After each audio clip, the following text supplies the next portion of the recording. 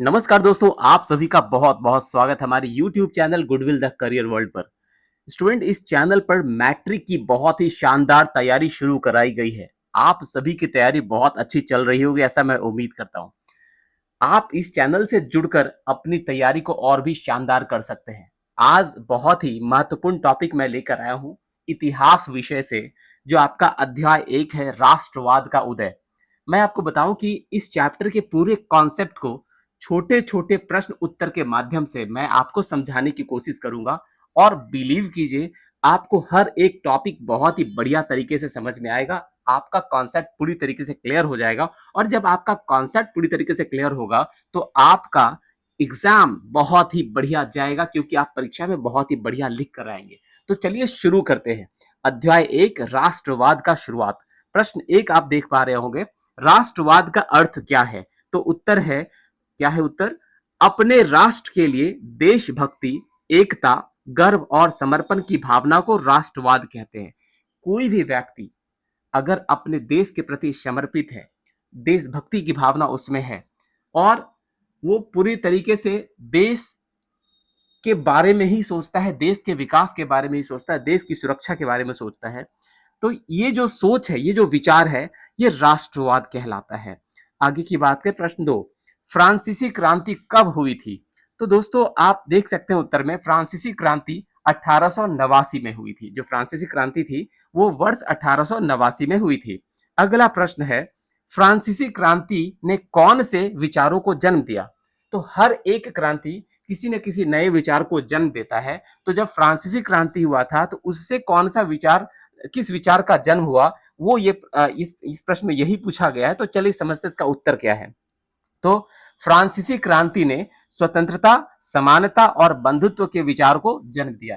फिर से मैं पढ़ दूं, फ्रांसीसी क्रांति ने स्वतंत्रता, समानता और बंधुत्व के विचार को जन्म दिया। अगला प्रश्न, नेपोलियन बोनापार्ट कौन था? तो इसका उत्तर है, नेपोलियन बोनापार्ट फ्रांस का सम्राट था। स्टूडेंट, मैं आप सभी से फिर से कहना चाहूंगा कि ये जो छोटे छोटे प्रश्न उत्तर हैं, ये पूरे चैप्टर को आपको समझाने में बहुत मदद करेगा, और इन प्रश्नों से आपका लघु उत्तरीय तो तैयार हो ही जाएगा, और वस्तुनिष्ठ बहुविकल्पीय प्रश्न जो एमसीक्यू होते हैं वो भी तैयार हो जाएंगे। तो इतने सारे फायदे हैं, और इसी तरीके से अगर आपने प्रिपरेशन किया तो जो कंपटीशन की तैयारी होती है वो भी आपका होता चला जाएगा। तो चलिए अगला प्रश्न देखते हैं क्या है। जर्मनी का एकीकरण किसके नेतृत्व में हुआ? तो इसका उत्तर है, जर्मनी का एकीकरण बिस्मार्क के नेतृत्व में हुआ। अगला प्रश्न है, इटली का एकीकरण किसने किया? उत्तर है, इटली का एकीकरण ग्यूस्पे ने किया, ग्यूस्पे गैरीबाल्डी ने किया। अगला प्रश्न है, राष्ट्रों का प्रतीक क्या होता है? तो उत्तर है, राष्ट्रों का प्रतीक राष्ट्रीय ध्वज, राष्ट्रीय गान और राष्ट्रीय चिन्ह होते हैं।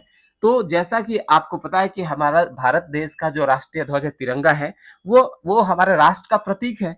तो बता, प्रश्न आपसे मैं फिर से चर्चा करूं कि राष्ट्रों का प्रतीक क्या होता है? तो उत्तर है, राष्ट्रों का जो प्रतीक है, राष्ट्रों का प्रतीक राष्ट्रीय ध्वज, राष्ट्रीय गान और राष्ट्रीय चिन्ह होते हैं। अगला प्रश्न है, जर्मनी का एकीकरण किस वर्ष हुआ?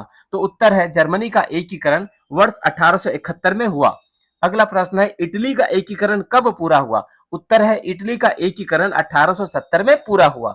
अगला प्रश्न है, राष्ट्रवाद की भावना का प्रसार किनके द्वारा हुआ?